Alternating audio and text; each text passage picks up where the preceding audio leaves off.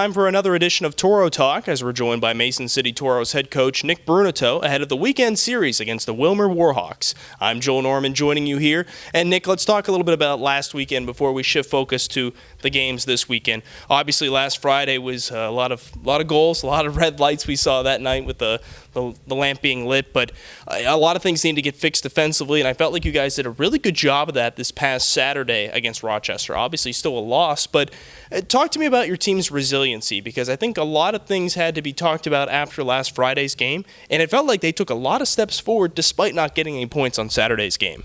Yeah, definitely. I thought we weren't very good the first 4 periods of the weekend, and I thought the last 2 we were very good, but it's one of those things where you have to be good all 60 to get the result you want, and unfortunately we weren't. But I was happy with the response our guys had, especially those last 2 periods. I thought the bench energy was really good, and I think that was part of the problem the first 4 is maybe we weren't as into the game, or we weren't as energetic as we have been in the past games. So going forward, that's going to be a big focus for us, is just kind of to make sure that everybody's kind of pushing in the same direction. And that makes things, when you're struggling, when you know that you have that bench support from your teammates, it makes it a little easier to get through.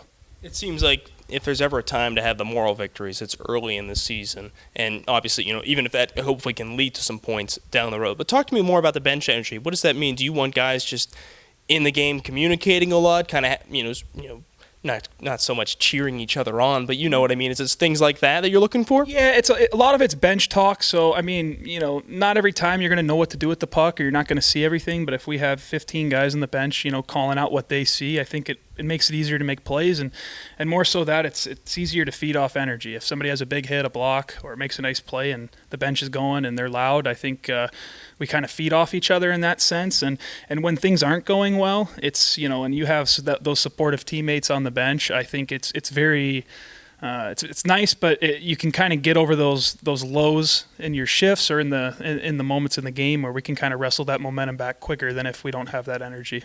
One thing you're looking to improve right now is the power play. Your special teams have kind of been 2 different ends of the spectrum. Penalty kill has been fantastic to start the season.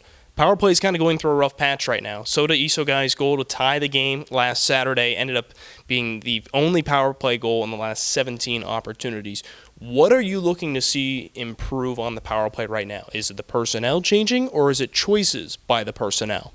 Well, I think it's early in the season, and obviously we want to progress things as we kind of go. So we're not that too worried. I think when power plays kind of struggle, you have to keep things more simple, just get more pucks going to the net. But it's been tough on our guys with different personnel. We've obviously had some injuries, so we're shifting guys in and out, and I think that's obviously played a factor in the success or lack of success we've had. But we've done a good job of just trying to look ahead and not look behind. So that's kind of our focus now. Is the last few games are irrelevant in a sense, and we're just focused in on Willmar this weekend.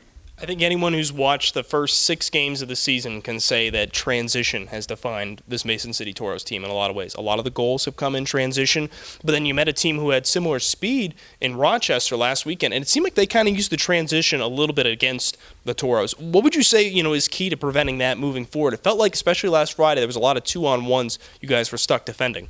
Yeah, and I think Friday too. I mean, the first period wasn't very good, but once you get down by a few, it puts you in a tough spot where you have to take those chances, and you can't just play play not to give up opportunities. You have to play the scoreboard. So we knew we were down by a few. We knew our defensemen had to be active, take chances. But on the flip side, that's been one of our weaknesses this year, and it's been a big focus in practice, not just this week and not just yesterday or the days before, but the last few weeks of making sure we have our F3 in a nice spot, so we have those numbers coming back, and more so for our defensemen to make sure they're between the dots off the wall, so we can kind of limit them and push them to the outside versus giving up a 2-on-1 or a 2-on-2. Rochester was really a team of speed. First team we had seen this season that kind of matched you guys and really excelling with their speed. What can fans kind of expect out of Willmar?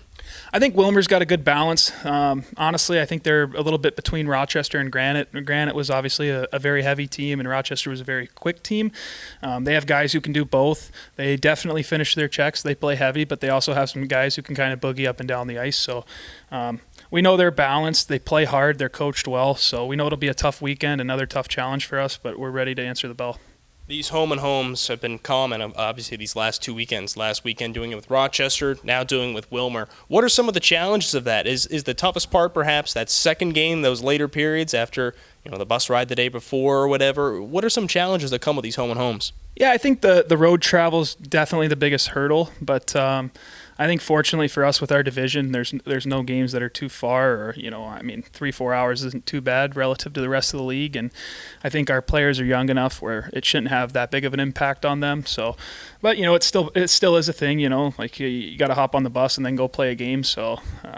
Those are always tough, but we try not to focus about those things too much. Just more so what we can do and what we can do in the game. Well, Nick, thank you for joining us, and best of luck this weekend. Thanks, Joel. That was head coach Nick Bruneteau joining us, and this has been Toro Talk.